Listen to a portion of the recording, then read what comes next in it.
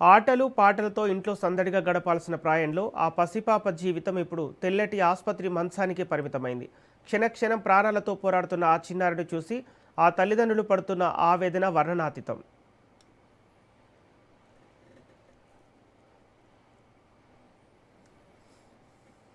ఖమ్మం జిల్లా తిరుమలాయపాలెం మండలం పిండిప్రోలు గ్రామానికి చెందిన కాంపాటి రవీందర్, సృజన దంపతుల 5 ఏళ్ల కుమార్తె కశ్విక ప్రస్తుతం ఒక అరుదైన జన్యు సంబంధిత ప్రాణాంతక వ్యాధితో బాధపడుతోంది.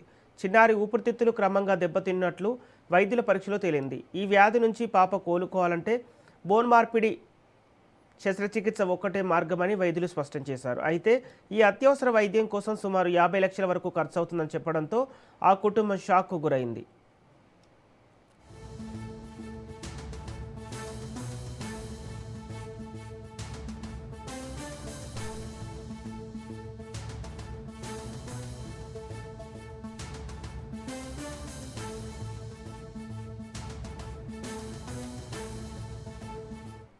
రోజువారీ కూలి పనులు చేసుకుంటేనే కానీ పూట గడవని ఆ పేద తల్లిదండ్రులకు ఈ భారీ మొత్తం మోయలేనంత భారంగా మారింది.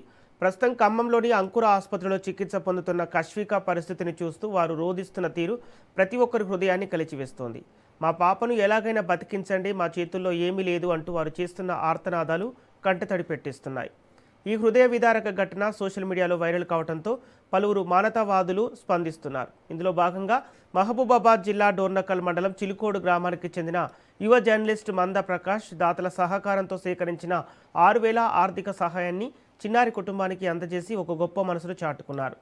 అయినా ఆపరేషన్ విజయవంతం కావడానికి ఇంకా భారీగా నిధులు అవసరమై ఉన్నాయి. ఆ 5 ఏళ్ల చిన్నారి నవ్వులను తిరిగి నిలబెట్టేందుకు, ఆ తల్లిదండ్రుల కన్నీళ్లు తుడిచేందుకు మనమందరం పెద్ద మనసుతో ముందుకు రావాల్సిన సమయం ఆసన్నమైంది. దాతలు తమ వంతు ఆర్థిక సాయం అందించి చిన్నారి కశ్విక ప్రాణాలు కాపాడాలని కుటుంబ సభ్యులు కన్నీళ్లతో వేడుకుంటున్నారు.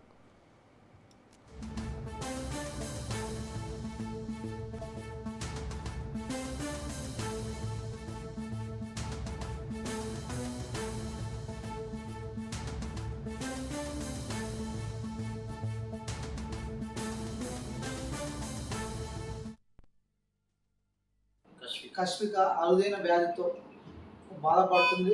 తనకు వచ్చిన వ్యాధి తగ్గాలంటే సుమారు 50 నుంచి 40 లక్షల రూపాయల దాకా ఖర్చు అవుతుందని డాక్టర్ చెప్పారు. అసలుకే పేదరికం, ఇప్పటికే చిన్నారికి అనేక స్తోమత ఎక్కువ ఖర్చు చేశారు. కానీ ఇంకా ఆ పాప పూర్తిగా కోలుకోవాలంటే 30 లక్షల పైగా డబ్బులు ఖర్చు అవుతున్నాయని తెలిసింది. నేను సోషల్ మీడియాలో తెలుసుకున్న ఈ ఘటన చాలా బాధ అనిపించింది. వెంటనే నాకు తెలిసిన నా గ్రూప్లో షేర్ చేయడంతో సోదరులు కొంతమంది మేము ఆ పాపకు అండగా ఉంటామని వాళ్ళు చాలా సహాయం చేశారు. సహాయం చేసిన ప్రతి ఒక్కరు ప్రజలకు ధన్యవాదాలు తెలియజేస్తున్నాము.